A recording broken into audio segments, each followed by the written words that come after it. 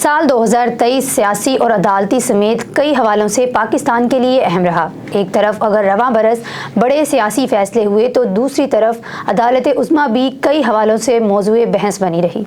अस्सलाम वालेकुम, मैं हूं आयशा इरशाद और आप देख रहे हैं उर्दू क्रॉनिकल। बात करेंगे साल 2023 के कुछ सियासी और अदालती समेत कई हवालों से। साल 2023 के दौरान इमरान खान की नाअहली, पंजाब और खैबर पख्तूनख्वा में इंतखाबात, दो बड़े तरमीमी बिल्स, हुकूमती सतह पर स्पेशल इन्वेस्टमेंट फैसिलिटेशन कौंसिल का क़याम और निगरान हुकूमत का ऐलान अहम फैसले रहे। आम इंतखाबात और पाकिस्तान तहरीक-ए-इंसाफ के बानी चेयरमैन इमरान खान की गिरफ्तारी आज तक मुबाहिस का हिस्सा हैं।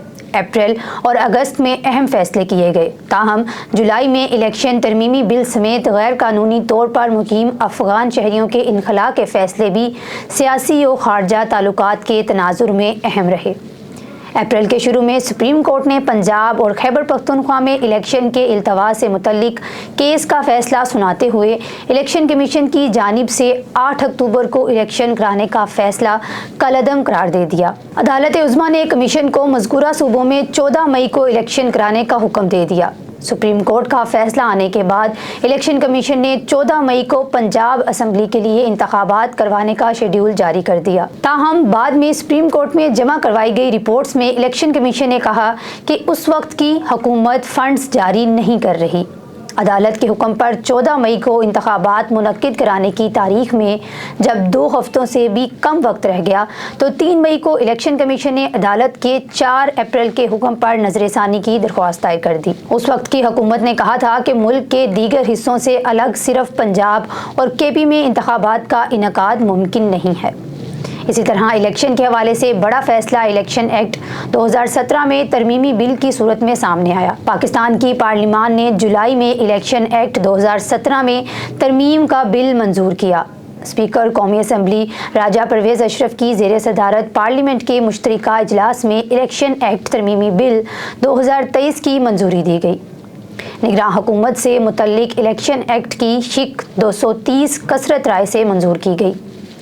इसके तहत निगरान हुकूमत को रोज़मर्रा के साथ हंगामी नौयत के मामलात को देखने का इख्तियार दिया गया। इस कानून साजी के तहत निगरान हुकूमत को बाख्तियार बनाया गया कि वो पहले से जारी प्रोग्राम और मंसूबों से मुतल्लिक इख्तियार इस्तेमाल कर सकेगी, जबकि निगरान हुकूमत को 2 फरीकी और सह फरीकी मुआहदे करने का इख्तियार भी दिया गया। नवंबर में इलेक्शन कमीशन ऑफ पाकिस्तान ने सुप्रीम कोर्ट के हुक्म पर सदर पाकिस्तान आरिफ अलवी से मुशावरत के बाद मुल्क में आम इंतखाबात के लिए 8 फरवरी की तारीख दे दी। पंजाब और खैबर पख्तूनख्वा इंतखाबात और इलेक्शन तरमीमी के हवाले से सहाफ़ी और तज्ज़ियाकार माजिद निज़ामी कहते हैं कि इलेक्शन के हवाले से होने वाले फैसलों ने आवाम को मायूस किया। इन फैसलों से इदारों की अदम दिलचस्पी और नाअहली साबित हुई।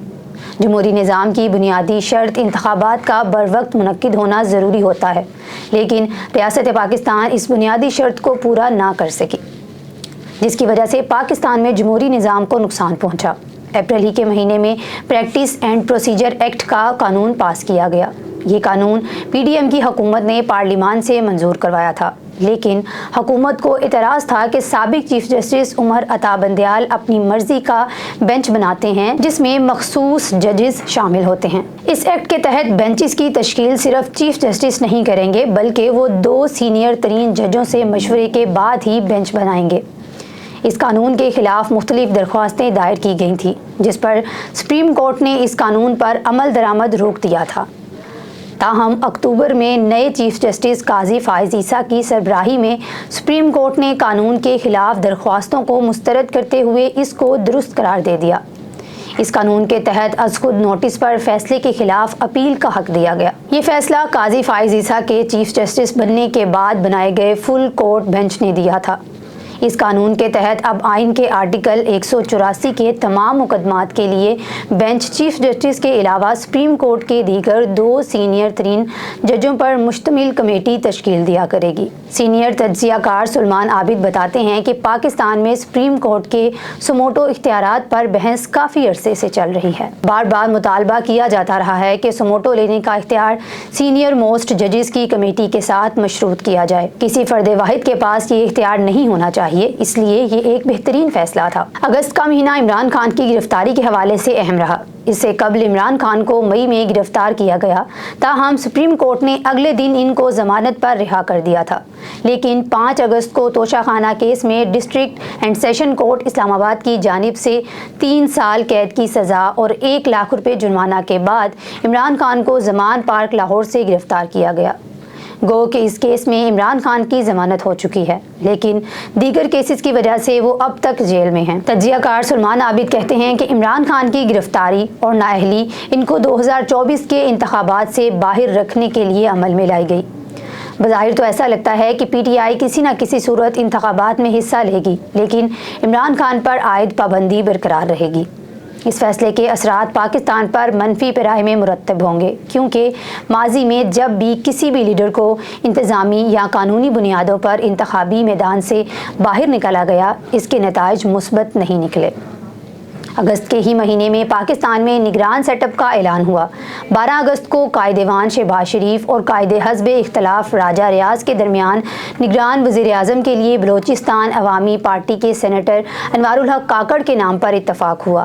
14 اگست کو انوار الحق کاکڑ نے ملک کے 8ویں نگران وزیر اعظم کے طور پر حلف اٹھایا۔ 2 روز بعد نگران وزیر اعظم نے 16 رکنی نگران کابینہ تشکیل دی۔ نگران وزیر اعظم کے آتے ہی عام انتخابات کے حوالے سے چہم گوئیاں ہونے لگی، تاہم انوار الحق کاکڑ 90 دنوں میں عام انتخابات منعقد کرانے میں کامیاب نہ ہو سکے۔ اس حوالے سے سلمان عابد کہتے ہیں کہ پاکستان میں نگراں حکومتوں کے ذریعے شفاف انتخابات کرانے کا تجربہ ناکام ہوتا آ رہا ہے، کیونکہ نگراں حکومتیں کبھی بھی غیر جانبداران نہیں ہوتی۔ اکتوبر اور جون کے مہینے معاشی فیصلوں کے لیے اہم رہے۔ ایک طرف اگر غیر قانونی طور پر مقیم افغان شہریوں کے انخلاء کا فیصلہ کیا گیا تو دوسری طرف غیر ملکی سرمایہ کاری سے متعلق بڑے فیصلے سامنے آئے۔ سابق وزیر اعظم شہباز شریف نے مشرق وسطی کے ممالک سے پاکستان میں سرمایہ کاری لانے کے لیے ایک خصوصی کمیٹی تشکیل دیتے ہوئے army chief general Asim Munir کو بھی اس کا حصہ بنایا۔ سرکاری اعلامیے کے مطابق اسپیشل انویسٹمنٹ فیسیلیٹیشن کونسل بنائی گئی، جس کا مقصد دفاع،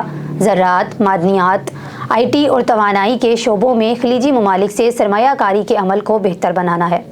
وزیر اعظم نے اس کونسل کے تحت 3 مختلف کمیٹیاں بھی تشکیل دیں، جن میں ایپیکس کمیٹی کی سربراہی وزیر اعظم کرتے ہیں، جبکہ آرمی چیف بھی اس کا حصہ ہے۔ سابق وزیر خزانہ ڈاکٹر سلمان شاہ نے نجی ٹی وی چینل کے ساتھ گفتگو کرتے ہوئے بتایا کہ پاکستانی نظام میں سرمایہ کاری بہت زیادہ اجازت ناموں کی وجہ سے کہیں پھنس جاتی ہے۔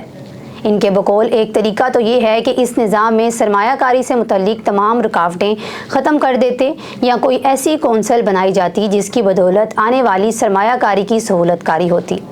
اس میں وقت ضرور لگ سکتا ہے، لیکن اس کے لیے کونسل بنانا ہی آخری آپشن تھا۔